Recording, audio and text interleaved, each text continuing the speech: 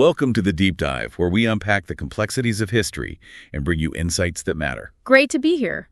Today, we're embarking on a truly transformative journey into British India. We're starting with this really powerful observation from Lord Dufferin, the Viceroy, back in 1888. Oh, yes, Dufferin. He remarked on how the Muslims of British India had evolved from what he rather bluntly called an ill-mannered group. Quite the description. Into one of the two mighty political communities in the Indian cosmos. It's an extraordinary statement, isn't it? Really captures the profound shift in identity and political standing that we're about to explore. Exactly. So our mission today is to trace this remarkable journey. How did the identity, the political landscape, the religious practices, even the connection to the land itself for Muslims under British rule get fundamentally reshaped? Right, leading all the way up to partition. It's a huge story. It is. And for this deep dive, we're drawing heavily from Peter Hardy's seminal work, The Muslims of British India, a fantastic source really packed with insights. Absolutely essential reading on this topic. So you're about to experience a historical narrative that's rich with, the evolution of Muslim identity, the constantly shifting sands of power, these vibrant religious revivals, and those pivotal moments that really shaped the subcontinent's future. In ways that, still echo today. Definitely. So let's begin to unravel this complex tapestry. Where do we start? Before the British. Yeah, let's set the scene. Before the British fully established their paramountcy, what did the Muslim community in India actually look like? Our sources suggest it wasn't, a single cohesive entity. No, not at all. It seems it was unified more by shared rituals, the beliefs upheld by scholars, rather than some kind of monolithic identity. That's a really crucial distinction. And their population distribution. It was all over the place, wasn't it? Completely uneven. By the mid-19th century, Muslims were about a fifth of British India's total population, but look at the regions. Right. In Sindh, 3 out of 4 people were Muslim. Massive concentration. But then in the central provinces, Madras, tiny fractions. Yet somewhere like Punjab or Bengal, maybe about half the population, hugely varied. And their presence in these specific areas wasn't just down to conquest, was it? I mean, you had Arab traders settling on the Malabar coast way back 7th century. Yeah, and thriving under Hindu rulers, too. Then you have the early Arab conquests in Sindh, 8th century, plus Ismaili missionaries making converts there. And the Turkish military bases like Lahore in Punjab, those were key centers, too. Definitely. And what's really fascinating, I think, is what conversion actually meant back then. Go on. Often, it seems, it represented less of an immediate, profound spiritual change and more of a shift in social fellowship. Think about, say, professional Brahmin or Kayaspa administrators. Right, the clerks, the officials. Exactly. For them, converting might have been a practical move, a way to preserve their hereditary status as government structures changed. Interesting, like adapting to the new bosses. Yeah, sort of. Or for slaves taken in war, maybe it offered protection, companionship within a new community. And then you have the Sufi mystics. Ah, the Sufis. Their influence was different. Very much so. Often quite tolerant. They didn't always insist on people immediately dropping all their old habits or social ties. It allowed for a more gradual, kind of inclusive process. That point about tolerance is really significant, especially when you hear some modern claims.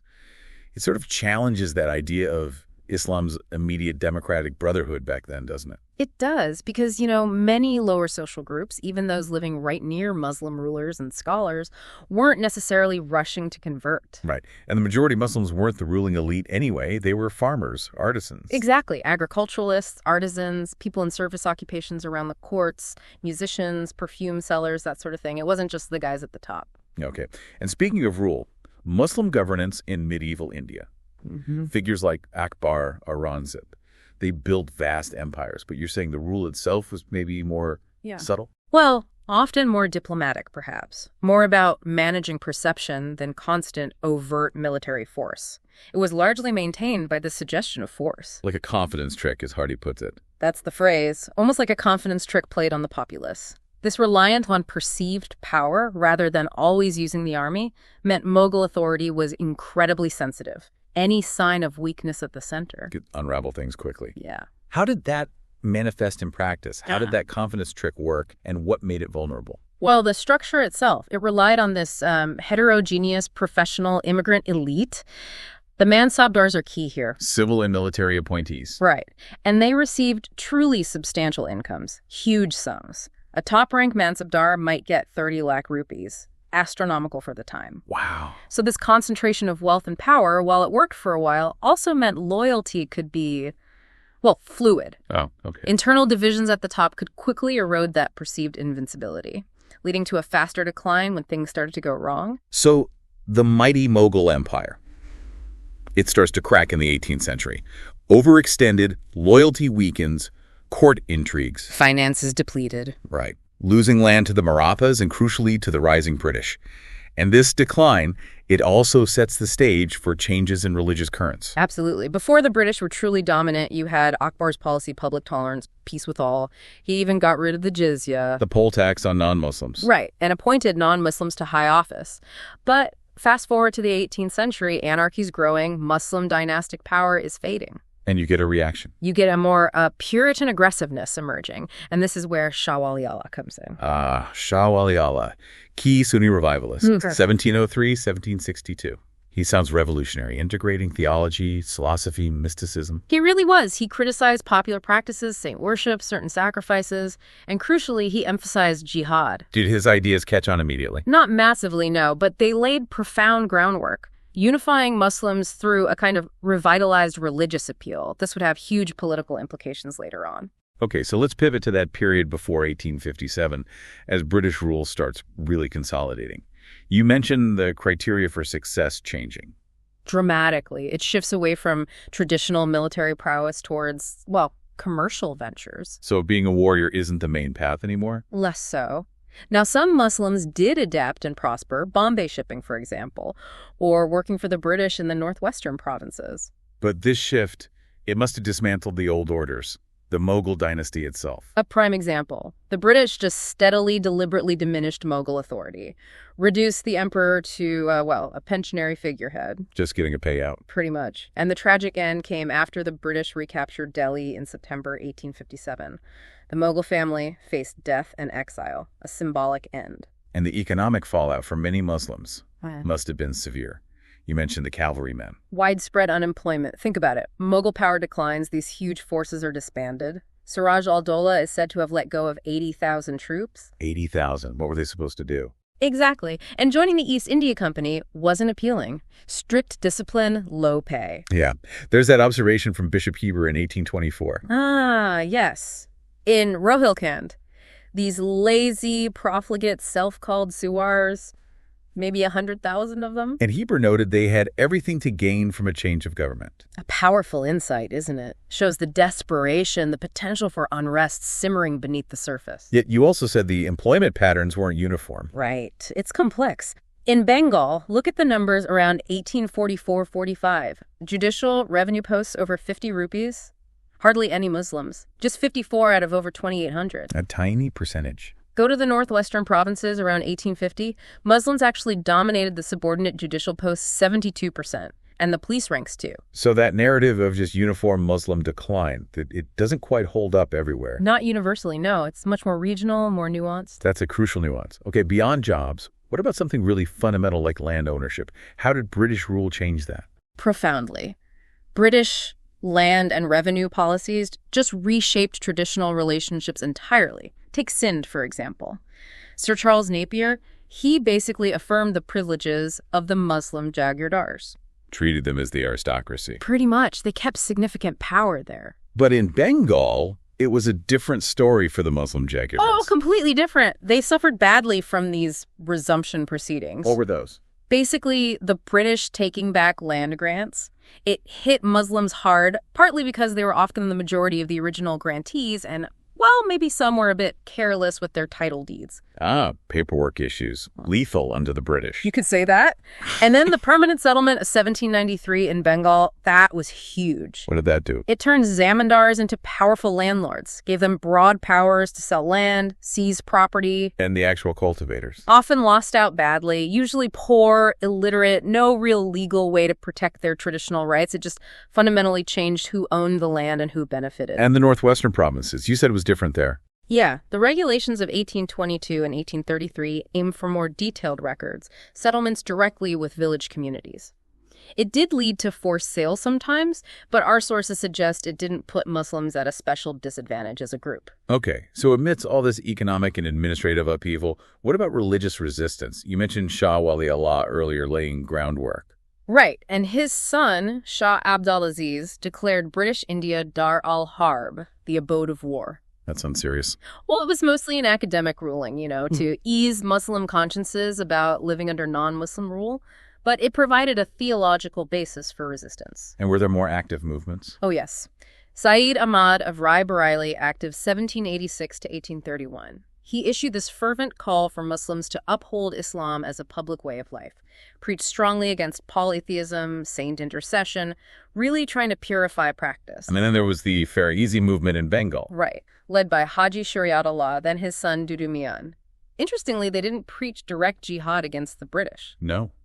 What did they do? They organized this unique military brotherhood, guys, armed with cudgels, basically, primarily to oppose oppressive zemindars. So more about social justice on the ground. Exactly, which led to incidents like Titu Mir's Jacquerie in 1831, a significant peasant uprising. So what's the takeaway from these reformist movements? Well, they really appealed to the, let's say, lower middle classes, petty landholders, artisans, and their aim wasn't just religious purification.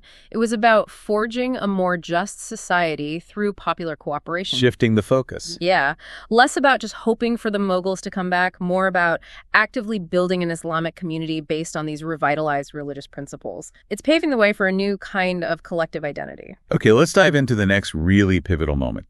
1857, the uprising, the mutiny, whatever you call it, a massive turning point, and the initial British perception. Overwhelmingly, they saw it as a Muslim conspiracy, especially with the Mughal emperor being proclaimed leader in Delhi and the rallying in Awadh. That was the narrative, but the reality? Far more complex, much more nuanced.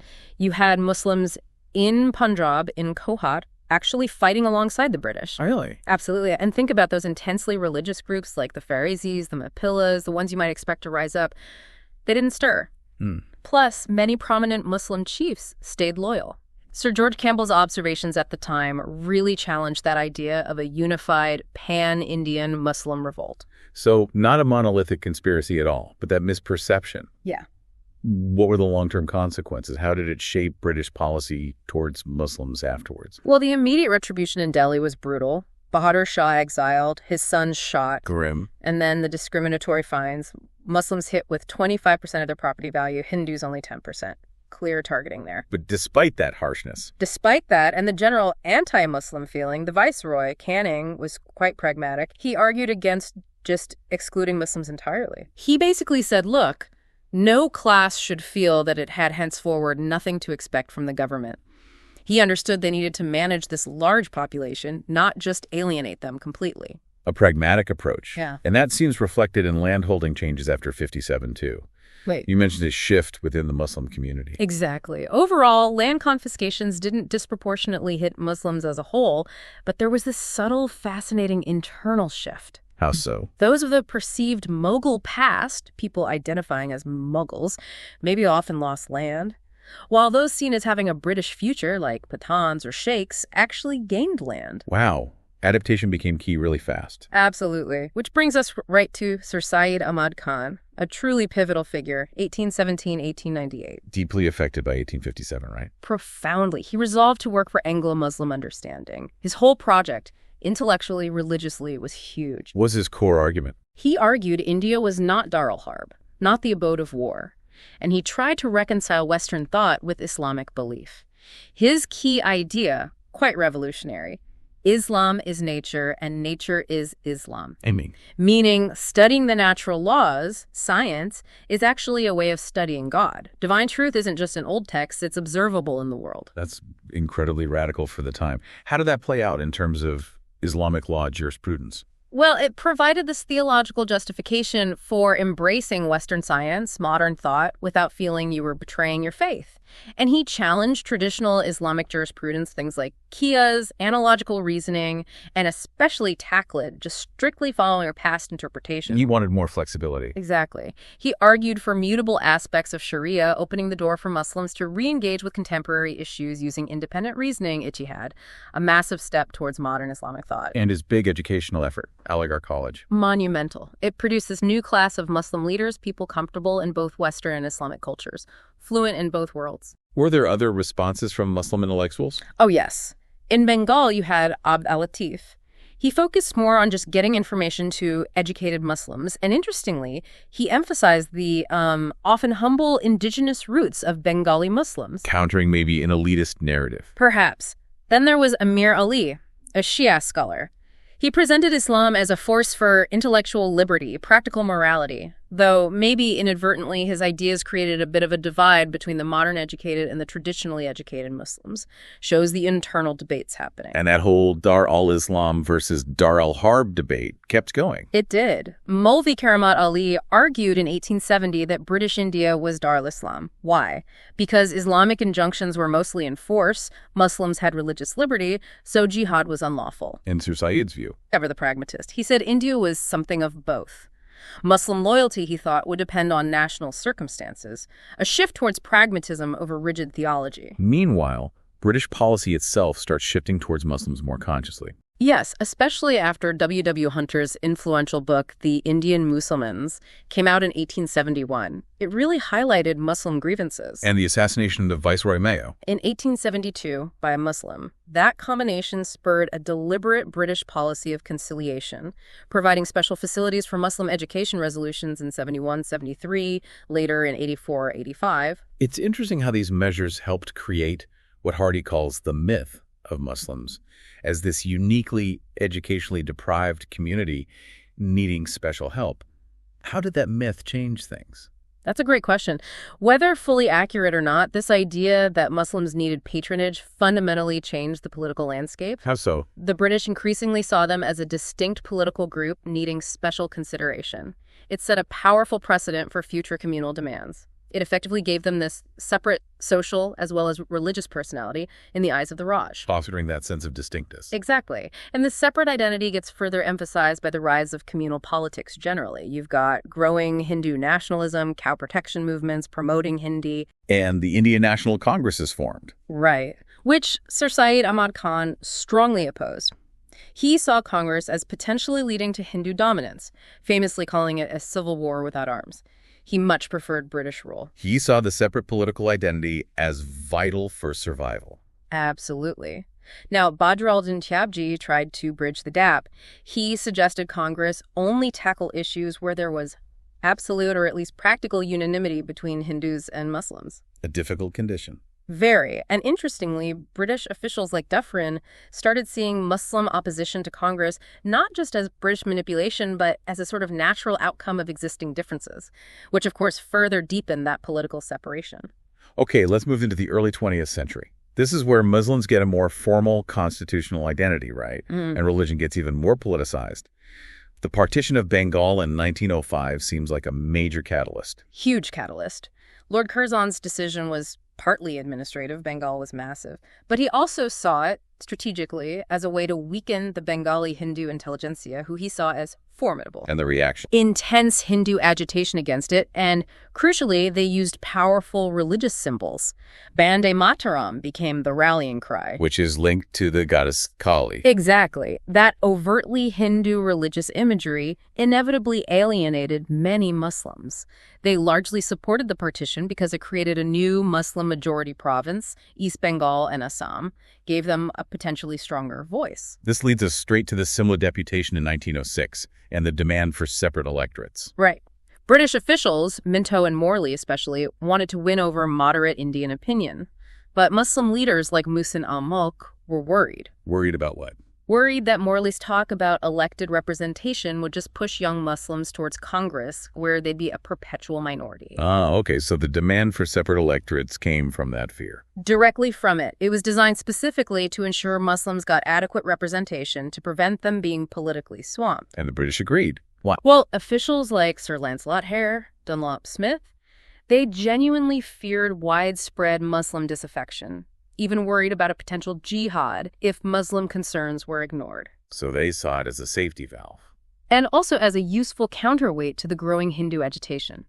Even if, as they noted, Muslim political organization was partly fueled by anti-Hindu feeling. Which leads to the Morley-Minto reforms of 1909. Yes, formally granting separate Muslim electorates. It was based on a narrow property franchise, mind you, but it was huge symbolically. How so? It wasn't just some minor admin change. It formally cast Muslims into a distinct, separate political role within British India, even though the Muslim League itself was still pretty decentralized at this point. And alongside this political shift, religion itself is becoming more central in politics. Increasingly so. Ironically, the British policy of religious neutrality kind of boosted the position of the ulama, the religious scholars. They had more freedom to preach, to organize. And they were responding to challenges too, like Western Orientalism. Definitely. A lot of 19th century Western scholarship was quite critical, sometimes outright hostile, towards the Prophet and Islam. So you get Muslim scholars like Shibli Numani fighting back, defending Islam, using modern critical methods, a vigorous intellectual response. And then there's the rise of pan-Islamism, feeling connected to Muslims elsewhere. A really powerful force as European powers, Britain, France, Italy, put more pressure on Muslim lands around the world. Tunis, Egypt, Sudan. Indian Muslims felt that connection. Strongly, almost like a family connection. Huge support grew for the Ottoman Sultan's claim to the caliphate. He became this potent symbol of global Muslim unity. Even though someone like Sir Said had opposed a universal caliphate earlier. Yes, sentiment shifted. And this wasn't just abstract sympathy, it fueled real discontent. Growing anger over British foreign policy, the Italians invading Libya, the Balkan Wars against Turkey, all seen as attacks on the Muslim world. Combine that with domestic incidents like the Kanpur mosque incident in 1913. What happened there? Part of a mosque was demolished for road widening, leading to protests and police firing. It became a huge rallying point. Events like that really united all sorts of Muslim factions against the Raj, turned sympathy into political action. Then comes World War I. More fuel on the fire. Absolutely. Sympathy for Turkey, Britain's enemy, grew despite initial loyalty declarations from some leaders. Some ulama even got involved in fifth column activities against the British. Wow. But there was also a moment of cooperation, the Lucknow Pact in 1916. Right. Congress, recognizing Muslim political weight and grievances, actually conceded the principle of separate electorates and agreed to increase Muslim seats in some areas. A temporary but significant Hindu-Muslim accommodation. Temporary being the key word, perhaps, because after the war. Boom! A massive explosion of Islamic sentiment, triggered by the Allied plans to dismantle the Ottoman Empire, the seat of the caliphate. This leads to the Khilafat movement. Exactly. Starting around 1919, you have leaders like Mahatma Gandhi, interestingly, joining forces with Muslim leaders like Abu Kalam Azad and the Ali brothers. Launching non-cooperation, civil disobedience. Huge campaigns. The Khilafat Conference even took the radical step of declaring it unlawful for Muslims to serve in the British Army if Britain attacked Turkey. Unprecedented unity and religious fervor. What was the underlying philosophy of the Khilafat movement? You mentioned community federalism. Yes.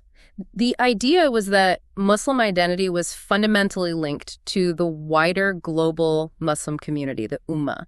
This transnational bond was prioritized over, say, territorial nationalism just within India. And the ulama's vision. They basically envisioned an independent India governed by Sharia law under an Emir Hind, a leader for India appointed by the Ottoman Caliph. A very specific vision. Yeah. But there were tensions. Internal tensions, yes. For many Muslims, accepting Gandhi's nonviolence was perhaps more of a political tactic than a core belief, and the movement's intense focus on this external issue the caliphate meant, ironically, it had little to do with India directly, as Hardy notes, a fascinating paradox. That tension between global religious identity and local Indian politics. It's a recurring theme. Okay, we're now on the final, very fraught leg, the road to partition, 1924 to 1947. Things are getting more tense. Definitely. Disillusionment is growing. The British are moving towards responsible government. In the provinces, the Montagu-Chelmsford reforms pointed that way. Which means eventual majority rule. And that stoked deep anxieties among Muslims who knew they were a minority overall. And communal tensions were rising locally, too. Sharply. Municipal politics often became, as one report put it, an organized, continued, and sustained Hindu-Mohammedan quarrel. Serious riots became more frequent. Multan, 1922, Calcutta, 1926. Really nasty stuff. Adding to the frustration was the way provincial government was working out. Diarchy? Yeah, that system of dual governance wasn't delivering financially. Provinces were starved for cash, leading to cuts in vital things like education, public health, more disillusionment. And this climate fueled revivalist movements on both sides. Absolutely. You see the rise of militant Hindu movements, Shuddhi, aiming to reconvert people to Hinduism, and Sangathan, focusing on Hindu unity and self-defense. And Muslim counter-movements. Tablighi, focusing on preaching Islam, and Tanzim, organizing the Muslim community. This escalating cycle of communal assertion just shredded trust in any kind of all-India political cooperation. Which forced a shift in the Muslim League's strategy. Yes. Jinnah, back leading the League in 1924, proposed revising the old Lucknow Pact. He now demanded a federal India, but with full provincial autonomy and guaranteed Muslim majorities in Punjab and Bengal, protecting Muslim power bases. And this is when the actual idea of Pakistan starts to gain traction politically. It really emerges from the fringes into more serious discussion. Chaudhry Rahmat Ali in 1933 is the one who coins the name and proposes an independent, contiguous Muslim state in the northwest. Punjab, frontier, Kashmir, Baluchistan. Right. His argument was that this area was already home to a distinct nation with its own long history, separate from Hindustan, a very clear articulation of two-nation theory. Yet fast forward to the 1937 elections. The Muslim League didn't do that well. Surprisingly poorly, actually. Won only 109 out of 482 reserved Muslim seats. Critically, failed to win in the big Muslim-majority provinces, Punjab and Bengal. What did that show? It showed that, at that point, Muslim politics was still obstinately provincial, as Hardy says. Regional leaders, local loyalties often trumped the League's all-India appeal. The League didn't yet speak for all or even most Muslims. But then the Congress ministries took office, 1937-39. And that changed things. It was a turning point. Inadvertently, perhaps, the Congress governments alienated many Muslims through what was perceived as their Hindu idiom, promoting symbols like homespun khadi cloth, pushing Hindi over Urdu, even aggressive vegetarianism in some policies. Things documented in reports like the Pirpur and Sharif reports. Exactly. These led to widespread charges that Congress was trying to Hinduize Muslims, confirming deep-seated fears of cultural assimilation and political marginalization. It really solidified the desire for a separate political path. And Jinnah sees this opportunity.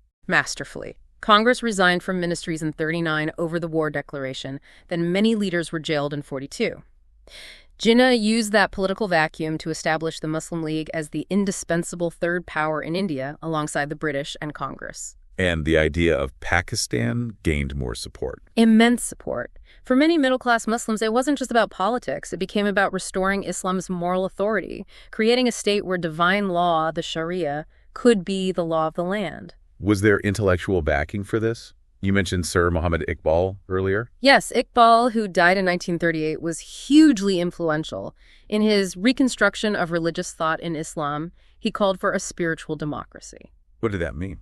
It involved reviving independent reasoning, ittihad, and transferring the authority of community consensus, ijma, to modern legislative assemblies in Muslim regions. A vision of self-governance rooted in reformed Islamic principles. It resonated powerfully with the Pakistan demand. And even some ulama, the religious scholars, came around, even if they were initially hostile to dividing India physically. It's fascinating. Some started advocating for what's called a nomocratic partition. Nomocratic, meaning based on law. Exactly. A vision where India's different peoples might coexist geographically but would live under their own distinct religious laws. A separation of legal and social systems, even without full territorial separation. Which essentially mirrored the League's idea of a mental partition. Pretty much. It reflected that deep sense of separate identities and aspirations that was driving the push for a physical division. If we can't separate physically everywhere, let's at least separate legally and socially. Final steps came quickly then.